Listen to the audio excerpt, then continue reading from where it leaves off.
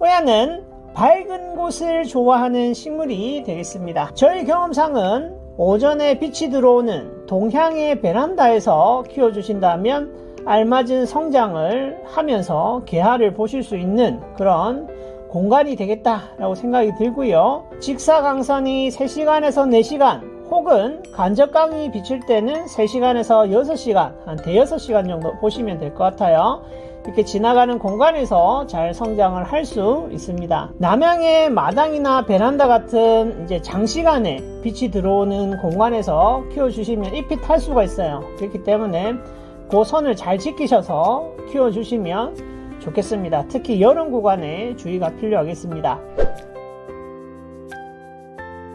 성장기를 잘 보낸 호야는 충분한 길이 성장 후에 왕성한 개화를 할 수가 있습니다. 열대, 아열대 식물이기 때문에 따뜻함을 매우 좋아하는 그런 식물이고요. 추위에 약합니다. 성장기는 20도에서 25도 정도로 따뜻하게 유지해 주시고요. 겨울에는 냉해를 막기 위해서 10도, 13도 이상으로 키워주시면 되겠습니다. 자, 5월의 따뜻함을 느껴가지고 빠른 성장과 개화를 위해서 분갈이 하시는 분들 이때 참으셔야 돼요. 큰 화분의 분갈이는 뿌리 성장을 왕성하게 해서 호야의 상층부가 길이로 성장하지 못하고 개화를 하지 않게 만들 수 있습니다.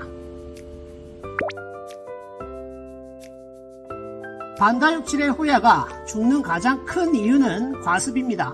특히 실내에서는 환기와 빛이 부족하기 때문에 흙이 잘 마르지 않게 되는데 이때 줄기와 가지에 수분을 많이 저장하는 호야는 가습이 올 수 있습니다. 가습이 오기 전에 전조증상으로 병충해가 먼저 시작되는데 깍지벌레나 응애, 뿌리 파리 이런 것들이 보인다면 먼저 잘 건조시켜 주시고 흙을 뽀송하게 만들어 주시기 바랍니다. 환기와 빛을 늘려 가지고 키워 주시고요.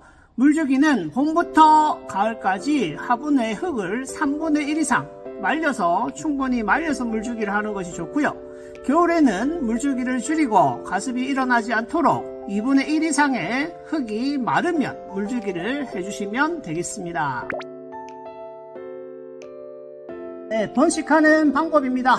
먼저 삽수 먼저 준비하겠습니다. 잎꽂이와 삽목 모두 가능하고요. 잎꽂이를 하게 되면 6개월 이상 기간이 많이 걸릴 수 있기 때문에 그걸 유념하시고, 그리고 마디를 살려서 한 3마디 정도 한 10에서 15cm 이 정도 사이즈로 삽목을 하시게 되면 조금 더 빠른 시간 내에 새 잎이 나온다, 이렇게 보시면 되고요.